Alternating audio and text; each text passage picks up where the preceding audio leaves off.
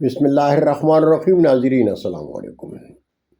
ادب چینل قلم قافلہ پاکستان میں ہوں گل بخشال. پیش خدمت ہے میری کہانی میری زبانی. تصنیف جا دیکھا تیرا امریکہ. قسط نمبر 18. مارچ 1999 کو میں نے باقاعدہ تنخواہ پر کام شروع کر دیا. امجد علی چودھری صاحب نے بتایا کہ رات 8 بجے سے صبح 6 بجے تک آپ کام کریں گے اور $6 فی گھنٹہ کے حساب سے روزانہ $60 آپ کی تنخواہ ہوگی. اس وقت ڈالر کا ریٹ 55 روپے پاکستانی تھا، یعنی 330 روپے فی گھنٹہ معاوضے پر کام شروع کیا.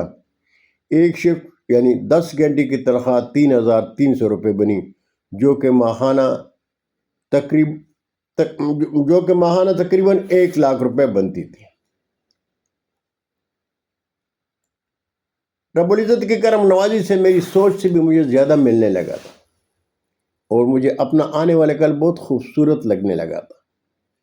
اللہ تعالیٰ کی رحمتوں کی برسات میں کبھی کبھی میں سوچتا کہ میرے بدخواہوں نے مجھ پر کیا احسان کیا ہے.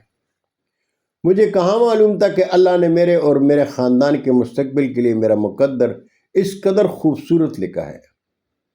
اگر میں وطن سے ہجرت پر مجبور نہ کیا جاتا تو شاید زندگی کی یہ بہاریں میں کبھی نہیں دیکھتا جو آج دیکھ رہا ہوں. سیلم شہر میں اردو بولنے والے انگلیوں پر گنے جا سکتے تھے، اس لیے کسی سے کوئی رابطہ نہیں تھا. کہیں آنے جانے کا تو سوال ہی پیدا نہیں ہوتا، اس لیے کہ میرے پاس کوئی سواری نہیں تھی. یہاں تانگا رکشہ اور موٹر سائیکل تو تھا نہیں. لوکل ٹرانسپورٹ کی وہ سہولت نہیں تھی جو نیو یارک جیسے بڑے شہروں میں ہے. اس لیے بس کام تھا، کھانا تھا اور سونا تھا. 5 مارچ کی رات کو کوئی 2 بجے جب ماحول سٹور کے گرد سنسان تھا، ایک گوری سٹور میں آ کر کہنے لگی مجھے $100 دے دیں. پہلے تو مجھے سمجھ نہیں آئی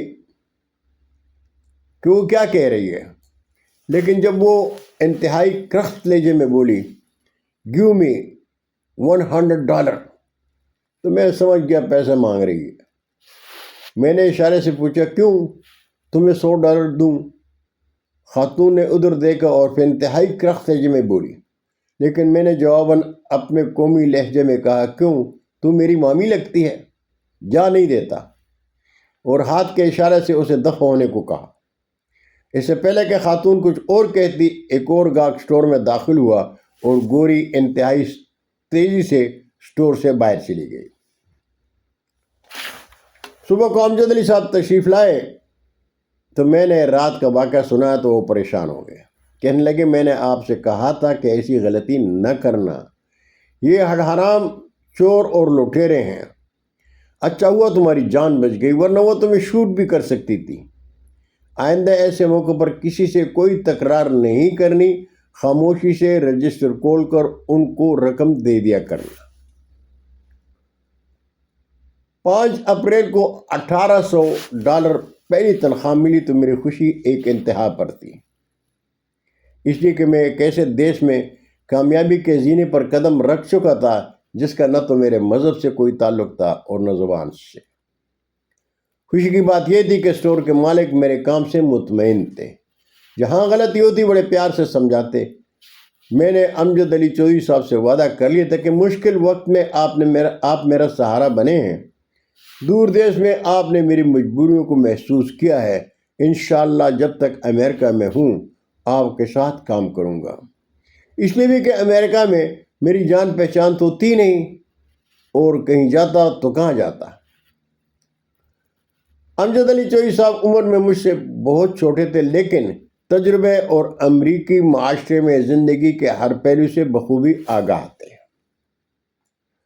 امریکی معاشرے میں زندگی جینے کے لیے ان کے مشورے قابل غور اور مشغلے راہ تھے اور میں ان کی رہنمائی میں اپنا اور اپنے خاندان کو سنوار رہا تھا. اللہ تعالیٰ کی اس کرم نوازی کا میں بڑا احسان مند ہوں. البتہ بعض اوقات ایسے محسوس ہوتا جیسے میں کوئی سیاستدان ہوں اور حکومت وقت نے مجھے امریکہ کے پہلے دارالخلافہ سیلم شہر میں نظر بند کر رکھا ہے.